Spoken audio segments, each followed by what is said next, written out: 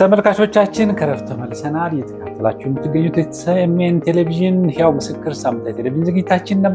ከረፍት በፊት እንደተከታተላችሁት የወንድማችን ሀብታም ኢዮብ በነቀምት ሙሉ ወንጌል ቤተክርስቲያን አንድ ተአምር ተፈጠረ ብሎ አቋርጦ ነበርና ታሪኩን መቀጠል ይችላል። እግዚአብሔር ይመስገን።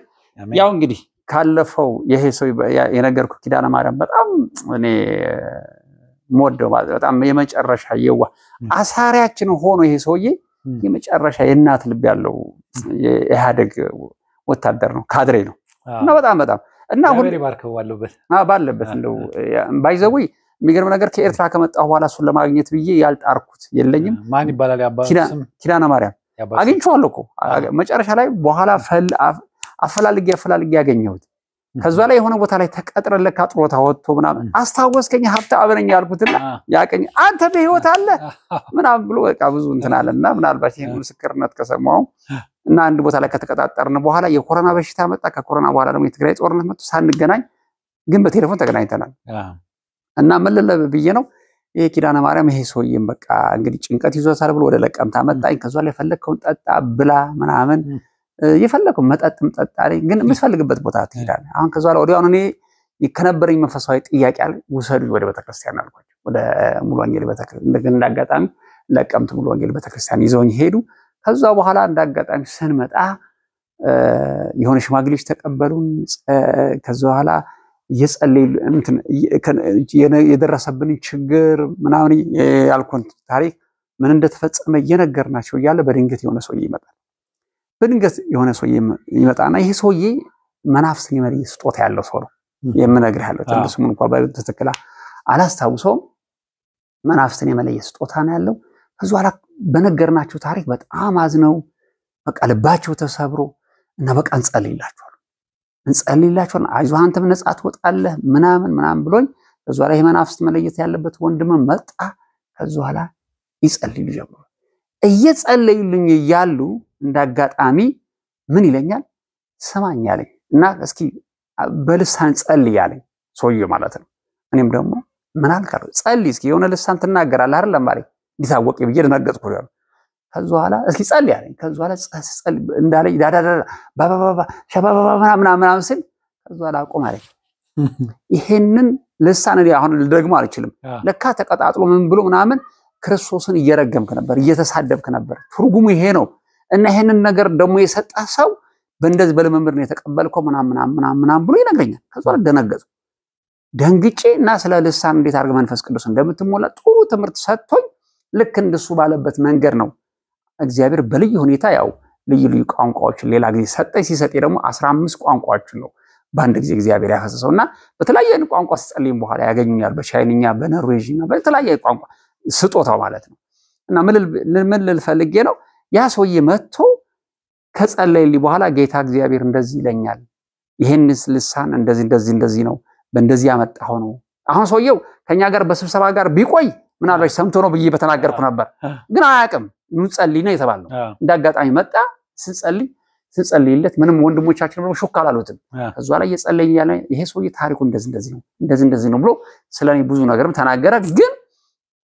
ያስደነቀኝ ይሄንን ልሳን ያጋንንት ልሳን ተሞልተሃል ይህ ከእግዚአብሔር አይደለም ክርስቶስን ስትሰድብ ነበር ተዋቋርጥ እኔ በሚያስደንቅ መልኩ ሞላሃለሁኝ ጥማተን አቃለሁ ይልሃል ጌታ አለኝ። ተውኩኝ ካለኝ በኋላ ደግሞ በሚያስደንቅ መልኩ ተሞላሁ። ከዛ በኋላ ያንን ጨርሼ ጥሩ ምግብ በልቼ የዛን ጊዜ ትንሽ እዛ እስር ቤት እያለን እንጀራ የሚባል አናገኝም ነበር። ወደ ከተማ በጣዋል እንጀራ በላን ስጋም በላን እንደውም ለ2-3 ቀን የሚሆነን ወጥ ይዘንም እስከምን ድረስ ሆነ። ከዛ በኋላ በጣም ከተዝናናው በኋላ ኪዳነ ማርያም እንዴት ነው ሀብታም ተዝናናህ አለኝ። ጧት ነው ያመጣኝ። ከዛ በኋላ 9 ሰዓት በኢትዮጵያ አቆጣጠር ኑ ብሎ ያው ተቀጣጠርንበት ቦታ ሄድን። ይጠፋሉ ምንም አላለም በእምነት ነው በቃ። እና ከኔ ጋር ደግሞ አንድ ጳውሎስ የሚባል ክርስቲያን ነበር። ሁለታችሁም ሂዱ አንተ እንድትጠብቁ አደጋ እንዳይገጥሙ ተብሎ እና የሚያሳየኝ አንድ ሰው አድርጎልኝ ነው። እና ወዲያውኑ ተመለስኩኝ። ከተመለስኩኝ በኋላ ግን ያ ጥያቄ ግን አለ ጌታ ሆይ ይሄን ያህል ምናምን። ከዛ በኋላ በእንደዚህ አይነት ሁኔታ ውስጥ እያለሁኝ ጌታ ይሄ ነገር በቃ ይሄ ጉዳይ እንዴት ነው ማለት ነው ይሄ የወንድሜን ህይወት የወሰደው እንዴት ነው ማለት ነው። በቃ ስለ ሐሰት ትምህርት ማሰብ ጀመርኩ። ከዛ በኋላ አንድ ነገር አደረኩኝ እስኪ የሚያውቁ የእግዚአብሔር ሰዎች እንዳይኖሩ ብዬ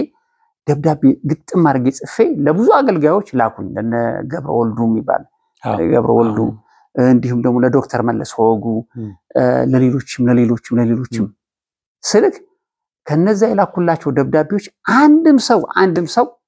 ደብዳቤውን አንብቦ ይመለሰልኝ ሰው የለም የሚገርም ነገር ዶክተር መለስ ወጉ ይሄ ደብዳቤ ሲደር እያለቀሰ ደብዳቤ ጽፎ በዚህ ጉዳይ ያሉትን ካሴቶችንና ጽሁፎችን ወደ እኔ ላከልኝ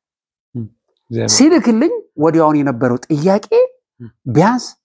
አላርል እንዴ ተመለሰ በተለይ የዛን ጊዜ ላከልኝ ምንድነው የከቦት የእግዚአብሔር ክብር ራቀ የሚለው ነገር ከዛ ላይ እንደዛ ከዛ ላይ ሰውዬ ይሄ አባት እንግዲህ የሆነ ነገር ትልቅ ነገር አለው አልኩኝ በትንሽ ነው አሁን ጥያቄ የተመለሰው ከዛ ላይ ቢሆንም ግን ጌታ ሆይ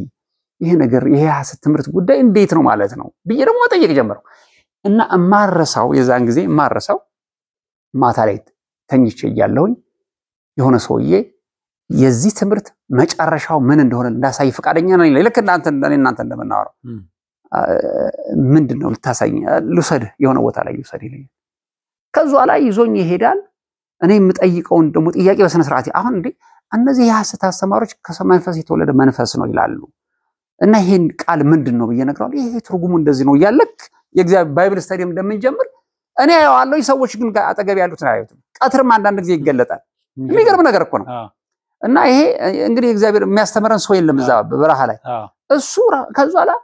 እኔ ደግሞ ለማን ልናገር ይሄው ሰው እየመጣ ቪዚተር አለኝ እንግዳ አለኝና እየመጣ ከዛላ ከዛም አልፎ ደግሞ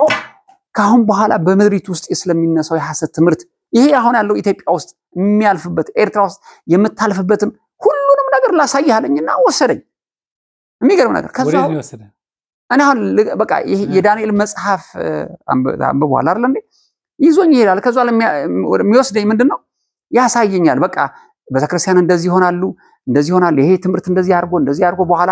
እንደዚህ አድርጎ ሰዎችን እንደዚህ አድርጎ ይከታል እና ደግሞ አንዳንድ ቦታ ላይ ደግሞ የትም ቦታ ላይ የማታገኘው እንግሊዝኛም አንዳንድ ጊዜ ይቀላቀላል ልክ እንደ መልአክ ነው ክንፋለው ምናምን አይደለም ምን ያለው ልክ እንደ የተማረ ሰው ሆኖ ልክ ፕሮፌሰር እንደሚያስተምረኝ ተራሰው መስሎ ነው ቁጭ ብሎ ከኔ ጋር ያወራል እና ሀብታ ቋል ይሄን ጉዳይ እኮ ጓደኛዬ ነው በቃ ይሆን መጨረሻ ይሄ ነገር እኮ ታያዋለህ ስቴፒንግ ስቶን ፎር ኒው ኤጀር ነው ይለኛል እኔ ኒው ኤጅ ሙቭመንት የሚባል ነገር አላቅም ለመጀመሪያ ጊዜ ኒው ኤጅ ሙቭመንት የሚለውን የሰማሁት ከሰውየው ነው ይህ ትምህርት ሰው አምላክ ነው ሰው መንፈስ ነው የፕሮስፔሪቲ ጋስፕል ወንጌልን ለማድቀቅ ብሎ የመጣ በኋላ ደግሞ በተክርስቲያን ወደ አንድ ሐሳብ አድርጎ ለኒው ኤጅ ሙቭመንት የሚያዘጋጅ ትምህርት ነው እንደዚህ ነው ኤርትራ ውስጥም እንደዚህ አለ እንደዚህ አሁን አንተ ምናምን ብሎ ስለ ኤርትራ ውስጥ እኔ ያለሁት ደደሳ ስለ ኤርትራ ውስጥም አይቻት አንድ ቀን 1994 ያዩት ሀገር እንዴት አድርጎ ነው ስለ እና እዛ ከሄድክ በኋላ ደግሞ እንደዚህ ተሰራለ ምናምን ይለኛል ይሽነኝና ማራባከን እኔ በዚህ አድርጌ ዮሴፍ እኮ ደግሞ እናገራለሁ ዮሴፍ ከእስር ከወጣ በኋላ እኮ ነገሰ እንጂ እኔ ደግሞ ኤርትራ ምን ላደርግ ነው ድንጋይ ለበላ ነው የምሄደው እዛም እኮ ቤተሰቦቼ ሄዷል አይቀበሉኝም ለሄድ አልችልም ምናምን እለዋለሁ ብሎ ይናገረኛል ከዛ በኋላ ደግሞ አረ ምንድነው ይሄ ነገር በተኛል ግን አንዳንድ ጊዜ በጣም የሚያስጨንቅ ነገር ይናገረኛልና ለሰው ልነግረው አልችልም ግን የኢትዮጵያ ሁኔታ የኤርትራ ቤተክርስቲያናት በተለይ በአለም ሙሉ ያሉት ቤተክርስቲያናት የሚያልፉበትን የሚያስጨንቅ ብዙ ነገሮችን ገለጸልኝ አሁን እንኳን በቃላት ልገልጾም አልችልም እና በመጽሐፍ መጨረሻ ላይ ጽፌያለሁ ባይዘው እና ይሄ ነገር እንዴት ነው እሱ ከተለየ በኋላ ደግሞ አርባክን ተሸውጄ እንዳልሆነ ተሳስቼ እንዳልሆነ ብዬ ደግሞ ሞር ከእግዚአብሔር ቃል ጊዜና አሳልፋለሁ አሁን ያ የእስር ጊዜው አልቆ ሁለቱም መንግስታት ታረቁ ያው ሲዝፋየር ተደረገ የሰላም እንትን ይግባ ተባለ ከዛላ ለጸጥታ ለደህንነት ብላችሁ ያዟችሁ ሲቪላን ዲቴኒ እንደዚህ ሙርኮኛ ምን ልውውጥ ይደረግ ተባለ ከዛላ እንደዛ ሲባል ከዛላ ለኛ ለሲቪላን ዲቴኒ ምን አይነት ምርጫ ተሰጠን አንደኛ ኢትዮጵያ መቀመጥ ከፈለጉ ኢትዮጵያ ውስጥ እንዲቀመጡ ሁለተኛ ወደ ሀገራቸው ከፈለጉ ወደ ሀገራቸው እንዲሄዱ ሶስተኛ ደግሞ ወደ ውጭ መሄድ የሚችል ሁሉ ደግሞ ወደ ውጭ እንዲሄዱ ተብሎ ምርጫ መጣልን ወዲያው ነው እኔ ካሁን በኋላ ወደ ውጭ መሄድ ነው የምፈልገው የሚል ውሳኔ ወሰንኩኝ ቀይ መስቀል መጣና የውጭ ድል ሰጠኝ ግን በዛ መሃል ላይ ጣልቃ ገብቶ ጌታ ነው አንተ ወደ ሀገር ሂድ ይለኛል አልሄድ ምን ላረግ ቤተሰቦቼ ደግሞ ጴንጤ ብሎ እንደገና ያሳዱኝ ሂድ እኔ የኔ ፕሮግራም ኤርትራ ውስጥ እንድትሄድ ነው ይለኛል አራተው እንዴ እኔ ከዛ አለ ሄድም ብዬ ብዙ ከራካለው ከኔ ጋር ወንድሞች የነበሩትም ኤርትራ ባትሄድ ይሻለኛል አሁን ነቢና ምናምን የመሳሰሉ ጓደኞች እዛው ቀሩ አሁን ግማሾቹ ወደ ውጭ ምናምን ሄዷል ከዛ በኋላ በእንደዚህ አይነት ክርክር ውስጥ እያለሁኝ ያው በተክርስቲያኑ እዛ መሐል ላይ ያልገለጹት ምንድነው ያ ነገር ካለፈ በኋላ ጌታ በተክርስቲያኑ ሞገስ ሰጥቷት እኛ ተስፋ በቆረጥንበት ጊዜ አንዳንድ ነፍሳት ባካችሁን መጥቶ ራሳቸው አስተምሩን ምናምን ብሎን ጌታ ሁለተኛ እድል ሰጥቶን ሪቫይቭ አደረገች በተክርስቲያኑ ሪቫይቭ አድርጋ እንደገና ደግሞ ተነስታ ነፍሳቶችን መማረክ ጀመረች በጣም ይገርም ነገር እና እኛ አንሰብክም ባልንበት ጊዜ ሰዎች መጥተው ጌታን እንቀበላሉ ዝም ብለው ሳንሰብካቸው ማለት ነው አውደ ደሳ ላይ አረ ባካችሁኛ ማስተማር ተተናስላችሁ አረ ባካችሁን እንጸልይላችኋለን ጌታን ይቀበላሉ ብዙ ነገር ሆነ ያሁንም ጌታ አልተሆነም ማለት ነው ደግሞ ነገር አገባንበት እየፈራን ግን ቀጠለ በተክርስቲያኒቱ ወደ ነበረችበት ተመለሰች ፍሎሪሽ አደረገች እንደገና ጌታ ረዳን በዛን መሐል ላይ ከታረቁ በኋላ ነው እንግዲህ ምንድነው ውጭ ሀገር እድል ለኔ ተሰጠኝ እኔም ደግሞ ወንድም ቤተሰቦች የሚያሳድዱኝ ቤተሰቦች አስመራን ያሉት እኔ እነሱን ፊሳ ላይ በዚህ አርጌ ሄጄ ከዛ ውጭ ሆኜ ረዳቸዋለሁ የሚል ፕላን ያዝኩኝ ግን ጌታ ወደ ኤርትራ ሂድ አለኝ ምን አለ ስለ እዛ መሰራው ስራ አለ አለኝ አረባከና ጨረስኩኝ ማለት ነው እዛ ነው የምትሄደው ያልኩበት ቦታ ላይ ካልሄድ አይሆንም ከዛ በኋላ እኔ የሚያስገርመውና የሚያስደንቀው ነገር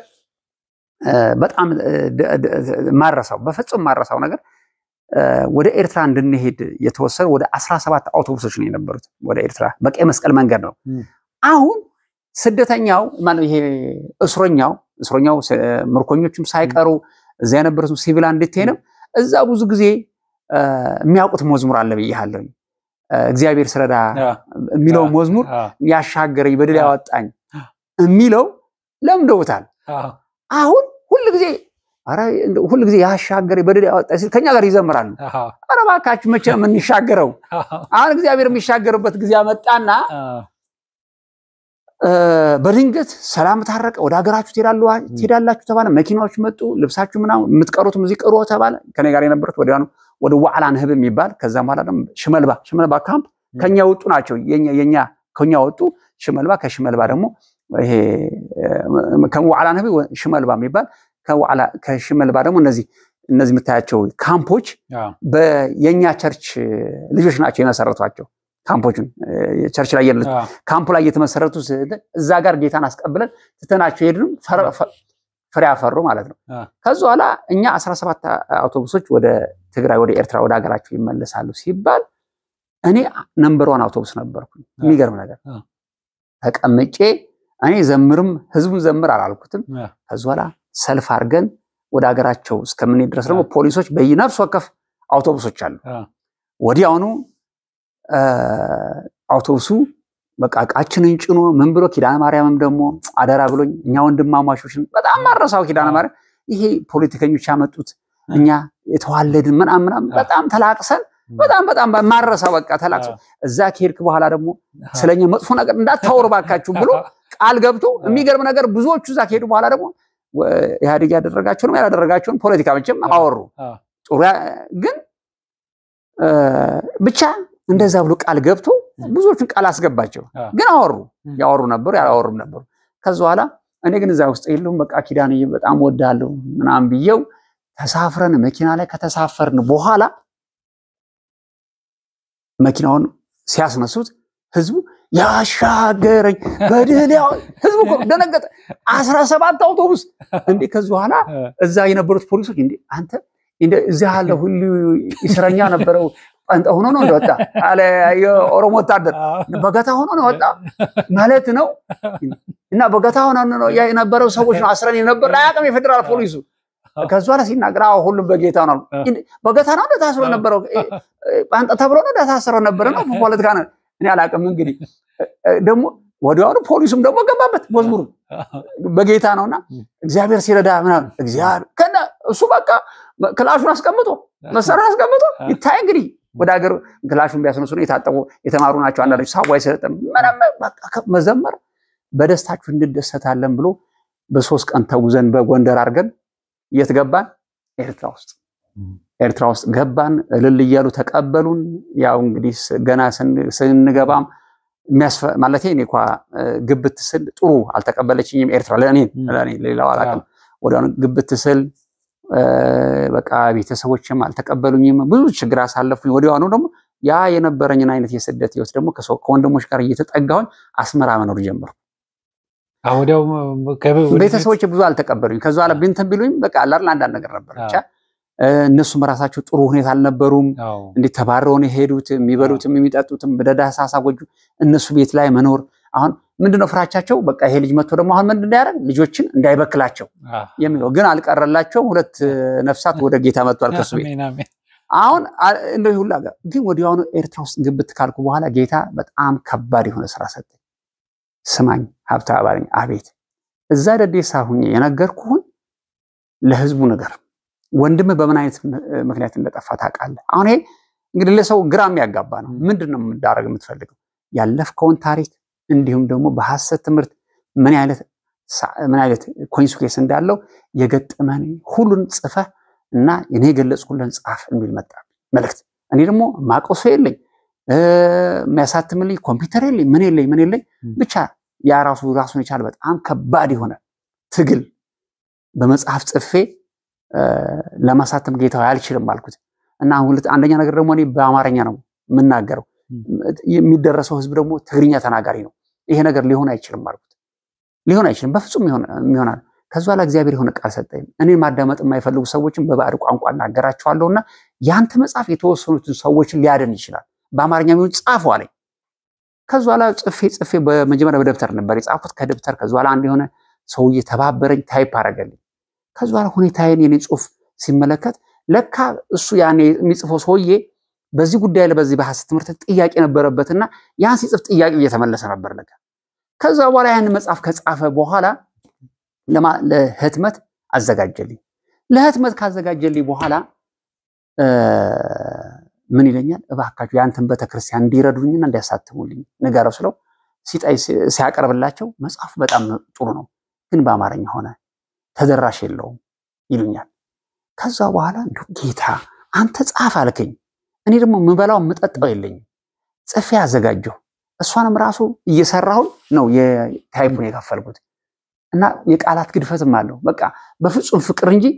በፍጹም ዕውቀት የጻፍኩትም አይደለም እና የዛ ጊዜ 24 ዓመት ወጣት እንግዲህ ጌታዬ ባክን ተወኝ እና የሆነ ስራ ሲጀምር ደግሞ ዝግት እኔ በቃ ይሄን እስካልጨረስክ ድረስ እኔ ምንም ከፍቶ በር የለኝም ይለኛል ጌታ በግልጽ ነው ደግሞ የሚናገረኝ ኦኬ ብዬ ወንድምህ ታዲያ የት ልሂድ ህትመት ቤት ልሂድ ስል ማህተም ቤት ሂጅ ይሄን መጽሐፍ እትሙልኝ ስላቸው ፍቃድ አንጣ ከመንግስቱ ኤርትራ አይው እያሉ ነው ጌታዬ ፍቃድ አንጣ እያሉ ነው ምክንያት ጥሩ አይው እያሉ ነው ስለው ወደ ጻፍ በቃ የትም ሂድ ከዛ ላይ ሲሄድ ዋጋው ይነግሩኛል ዋጋ ደግሞ ብር የለኝም ጌታዬ አይው እለዋለሁ አሁን የዚህን ጊዜ ከኔ ጋር የነበሩ የኤቤኔዘር ቸርች አባሎች እናንተ መጽሐፍ ጽፌ ላሳትም ነው ምናምን ስላይ ይስቁብኛል በጣም ይስቁብኛል እንዴት ብሎ ነው እንዴት ደሃነ ያን ነገር ለማድረግም ብቃት የለህም እንዴት አርጉ ይሆናል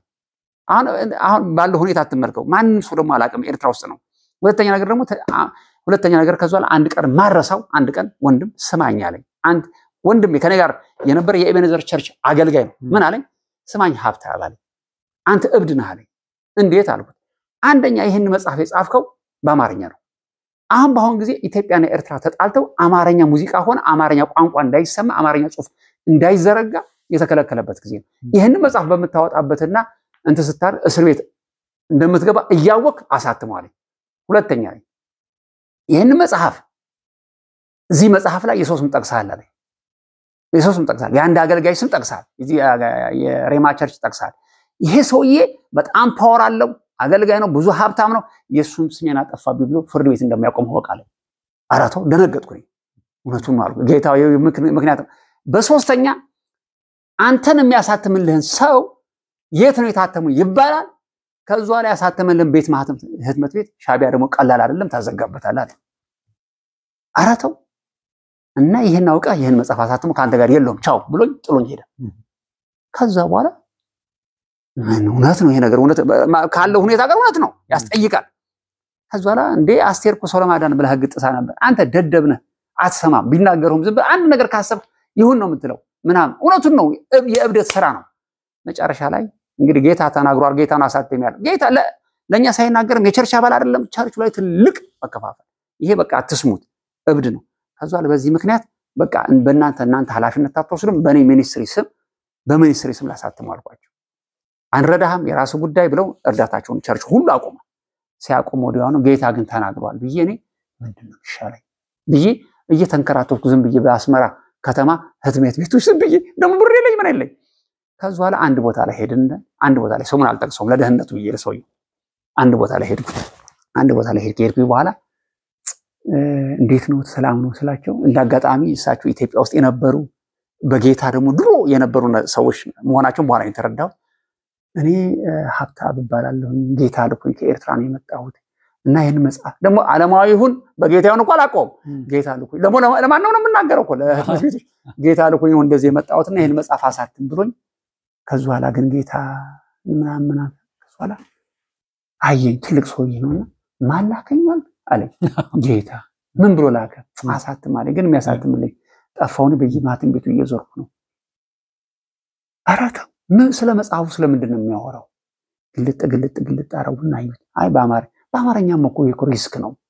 ምናምን አዎ አቃለሁ ግን ምን ላር ጌታ ተናገረኝ ከዛ በኋላ አዩኝና ናስኪኔ ልጅ ብዬ ዝም ብሎ እንባዬ ደግሞ ጠብ ይላል ከየት ነው የመጣው ከደዴሳ እንደዚህ ቢስናገራቸው እና እኔ ልጅ አለና አይዞ ተረጋጋ እኔ መጽሐፉን አትመላለሁ ነገር ግን ይሄን መጽሐፍ ካተምኩልህ በኋላ አንተ ሽጠህ ብሩን ታመጣለህ እሺ በጣም አመሰግናለሁ ብዬው ይሄን ለማንም አትናገር የሚስጥር ነው እኔ አሳትምላለሁ እሺ ብዬ ከቨር ምረጥ አለኝ ለከቨር የሚሆን ከቨር አሰራለት አለኝ ከዛ በኋላ ከቨር ምንድነው ለመጀመሪያ ጊዜ ነው ማለት ለመጽሐፍ ምን አይነት ስዕል ይደረግልህ ከቨሩ አለ ሳሰርተው አይደለም ምንም ማለት እንግዲህ በቃ እኛ ብር ከፍለና ከቨርና ሰራራ የሆነው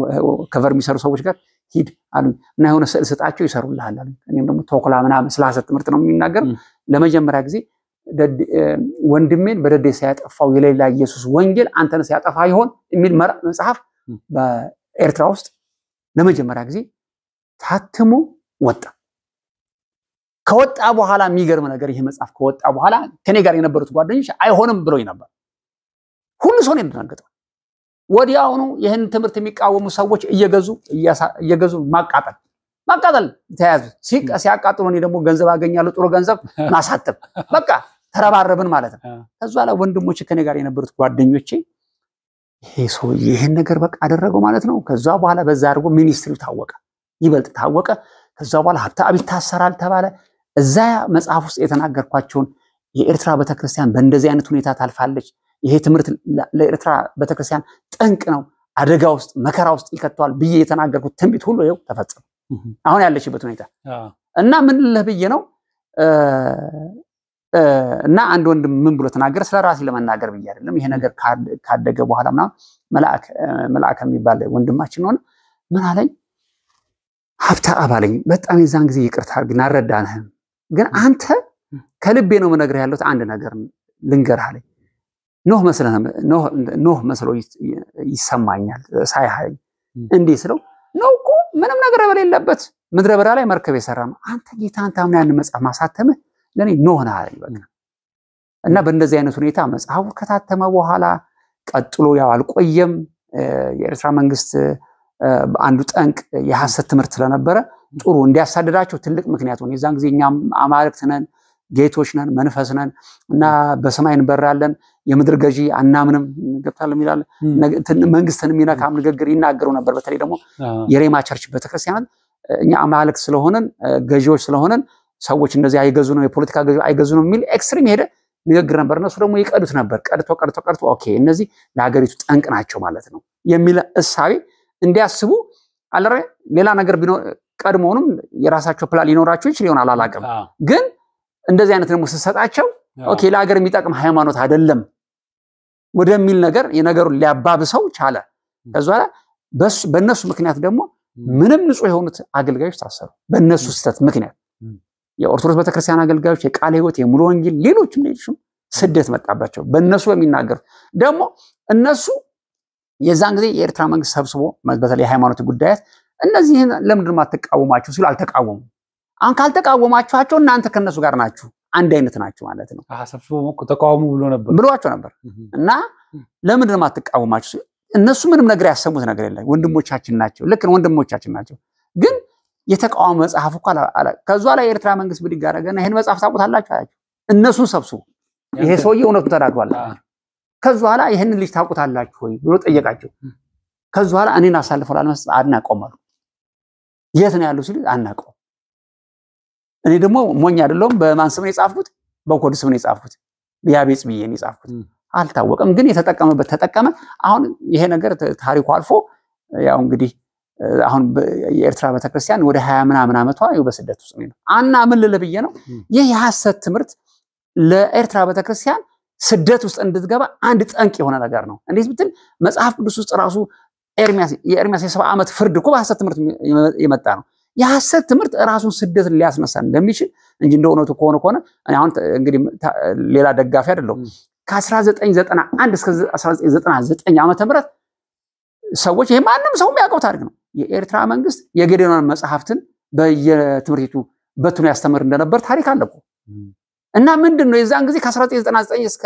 1991 እስከ 1990 ሁሉም ሰው ሞራል ትምህርት ተብሎ እንዲሰጥ የኤርትራ መንግስት ደግፎ ከነበረ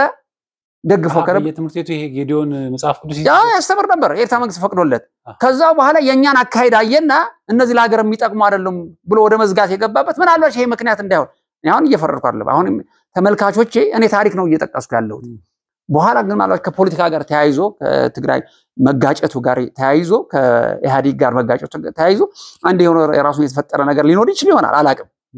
ነገር ግን ይሄን ታሪክ አለ ከ1990 አሁን የኛ ድክመት መስሎ ይሰማኝ። እንዴት ብትል በጣም የሚዋደዱ የነበሩ አብያተ ክርስቲያናት የሐሰት ትምህርት ከመጣ በኋላ ብትን ነው ያሉት፣ ተከፋፍለዋል። ቸርቾች በለው ፋየር ምናምን በቃ አይደል እንዴ ይሄ የሐሰት ትምህርት በጣም አገሪቱን ድብልቅልቅ አድርጓት ነበር። ያልሆነ በቃ ሰንራይዝ ሚሽን እያልክ ኮንፈረንሶች ማድረግ እንገለብ እና ሰላማዊ መንግስቱን ፈራ እነዚህ ሰዎች እንደዚህ ሪቮሉሽን ላይ አካሄዱ ነው እስከሚል ድረስ አካሄዳችን በጣም መጥፎ ነው። እዛ ላይ መከራ ሲመጣ እኔ ባየር ላይ በራለሁ፣ መከራ አይገዛኝም፣ በመከራ ገዢ ነኝ፣ ሹሮ አልበላም፣ ክርስቲያን ሹሮ አይበላም፣ ሹሮ ክርስቲያን በአውቶቡስ አይሄድም፣ በምናምን አይሄድም፣ መከራ አይነካኝም ሲል መከራ ሲመጣ ሁሉም ሸሽቶ ሄደ። እኔ አምላክ ነኝ ሲል የነበረ አምላክ ሲሸሽ አላየንምና ሸሽቶ በቃ መታሰር ጀመረ። ምንም በእነሱ ፊት ሊቆም አልቻለም። ያ መከራ ያ ትምህርታቸው ያ ዝም ብሎ አይደል ዝም ብሎ የሚነፋ ትምህርት መከራ ላይ ሲመጣ አሁን እውነት ደግሞ ጌታ ይናገር ነበር ከበግ ላይ ያለሁኝ እንዲሁም ደግሞ አጸዳችኋለሁኝ እያለ ይናገር ነበር ጌታ። በዛ መጠን እንደዛ በዛው የሐሰት ትምህርት ቢኖርም ሙሉ ወንጌል ቤተክርስቲያን ማረሳው ትክክለኛ የሆነ እንትኖች ትንቢቶች ነበሩ። እኔ በጣም የሚያሳዝነኝ ምንም ነገር እንከን የሌለባቸው የኦርቶዶክስ ቤተክርስቲያን አገልጋዮች በእኛ ምክንያት መታሰራቸው ነው። ምንም ነገር እጀላቸው በተለይ እነዚህ ኦርቶዶክስ ተሐድሶ ቤተክርስቲያን የሚባሉት እነ ዶክተር ተክለአብ ሽገረመድህን ፍጹም ምናምን እነዚህ ምንም እንከን እንዲሁም ደግሞ እንደ ዶክተር ሙሉ ወንጌል ቤተክርስቲያን ያሉት አገልጋዮች በውስጣቸው ይቃወሙት ነበርኩ። አራራው እንቃወም ይሄን ሐሰት ትምህርት አራተው ሲሏቸው ዝም ብሎ ይመለከቱ ነበር። እና ይህ ጠንቅ ሆኖ መድሪቱን ግልብጥብጥ አድርጎ ያለችበት መከራ ውስጥ ከተታት። በጣም የሚገርም ነው። እንግዲህ ያው ታሪክ አላለቀም፣ አሁንም ሰዓታችን አለቀ። ምክንያቱም አንተ ራሱ ብዙ ዋጋ ከፍለሃል በእስር ቤት በኤርትራም ገና እሱም አልጠቀስከውም ያጋጠመህን ነገር በዛም ደግሞ ያፈራሃቸው ከዛ ደግሞ እንዴት አድርገህ ወደ ኢትዮጵያ ደግሞ አገልግሎት እንደመጣ ሁሉ አልነገርከንም። አንተ ነገር ስለዚህ የሚቀጥለው ሳምንት እንደገና ለሶስተኛ ጊዜ እንቀጣጠር ነው። ጌታ ይባርክ። በጣም አመሰግናለሁ። አሜን አሜን። ተመልካቾቻችን እንግዲህ ታሪኩ ሳያልቅ ጊዜያችን አልቋል። ነገር ግን ወንድማችን ሀብታም የሚቀጥለው ሳምንት መጥቶ ደግሞ በሶስተኛው ክፍል በጣም ደግሞ ሌላ የሚገርም ለኔም የነገረኝ ነገር ስላለ እሱንም የሚነግረን ይሆናል። እስከዛው ድረስ እንግዲህ ያመለጣችሁን ፓርቶች ወደ ኋላ ሄዳችሁ ማየት ትችላላችሁ። ለሌሎች ሰዎችም ትምህርት እንዲሆን ላኩላቸው። በተስፋ ቴሌቪዥን የምትከታተሉን በአየር ላይ ማለት ነው፣ በሳተላይት የምትከታተሉን ደግሞ በተቀመጠው ስልክ ቁጥር አጭር የጽሁፍ መልእክት ላኩልን። ደጋግሜ የምናገረው ብዙ ጊዜ ተደውሎ ላይ ይነሳ ይችላል። አጭር የጽሁፍ መልእክት ላኩልን። ምስክርነትም ያላችሁ ካላችሁ አስተያየትም ያላችሁ ካላችሁ ጽሁፉን አይተን ደግሞ እኛ ምላሽ እንሰጣለን ማለት ነው። በተረፈ በዩቲዩብ አድራሻ እዛ አስተያየት ማስቀመጫ ስላለ